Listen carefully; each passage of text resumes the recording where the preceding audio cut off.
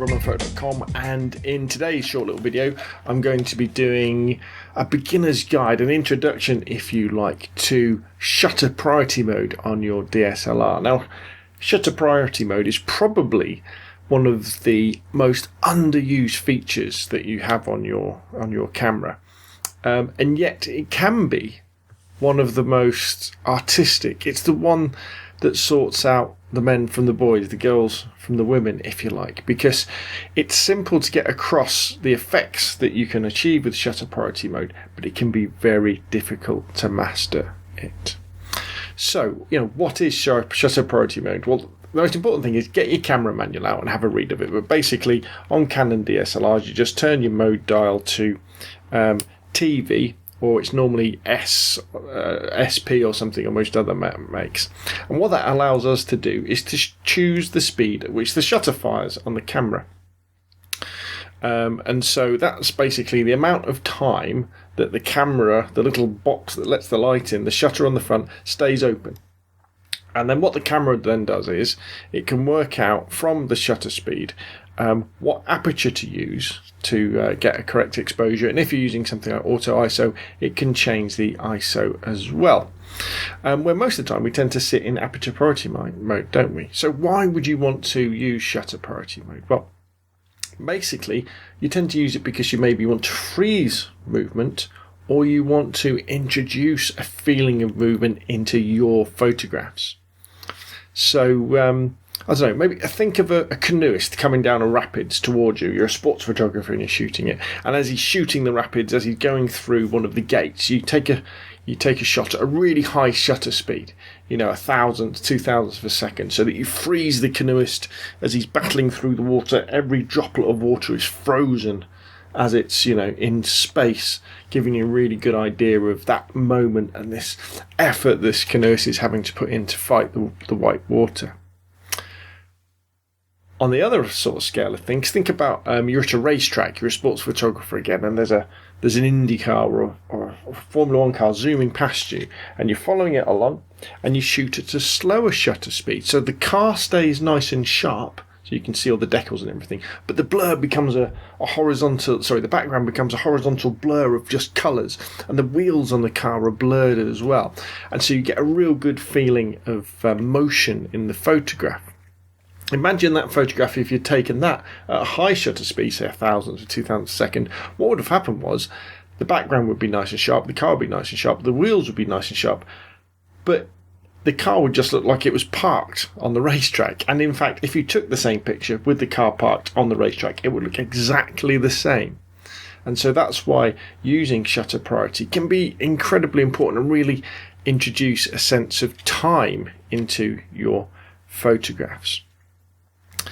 The other thing you can also play around with shutter priority mode is you can deliberately use longer shutter speeds in order to blur your photographs. Think about, you might put in a shutter speed of, a second or something like that, or even a half a second, and take the photo and deliberately move your camera up and down, or side to side, or spin it around, and you can get really abstract really quickly, and with bright colours, subtle colours as well. You won't be able to believe what you can come up with. It's a whole different aspect to photography. Now, the trick with the shutter priority mode is really to experiment, because a lot of it is down to technique. And even when you're in a situation, because things like light levels change in terms of the light that's coming down, but also the reflection from the scene. One particular setting which might work at some point, won't work in another situation. But to give you kind of some rough examples, if you were out doing like bird photography and you were trying to freeze birds in flight, you might want to shoot at something like, above 1,000th of a second. Or if you want to freeze like cars or aeroplanes, you would shoot in that sort of range and higher, and that would freeze them as though they weren't moving. If you want to freeze people, you can come down a lot lower, 500th, 250th of a second, and you'll find that you'll freeze them no problem. Water, that sort of thing, like typical like a tap that's on. If you shoot at at 250th of a second, probably a 500th of a second, it will freeze those water droplets. However, if we want to start introducing the feeling of speed into our photographs, we need to go a bit slower. Imagine a photo of an aeroplane with propellers, or a helicopter. It's another good one. Actually, an aeroplane is probably best. With a propeller on the front, an old Spitfire coming past you.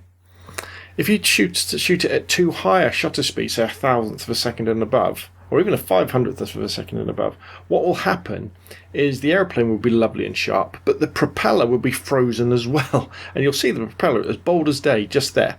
You know, all 3 or 4 props, and it will look odd. And what we need to do is get that propeller blurred.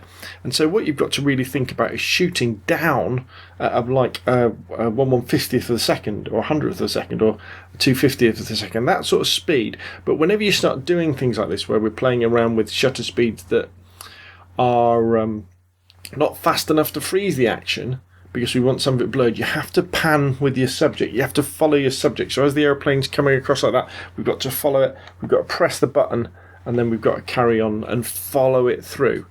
Certainly, if a car was coming towards us, we would have to probably go to manual focus and follow it with the focus. It's all about the pan. It's all about panning, pressing the button as you're going through the pan, and do it nice and smooth. So if a car was coming across me like this, and then I want to take the picture as it's sort of straight on like that, I would do something like do something like this.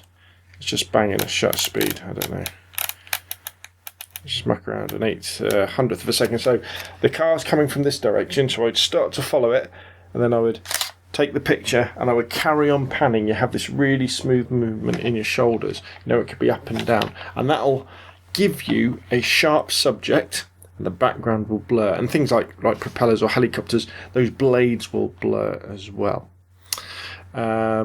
Running people, again, or people on bicycles, if you get down to sort of a 60th and 1/125th, again, pan and take the shot, and you'll get a nice blurred background.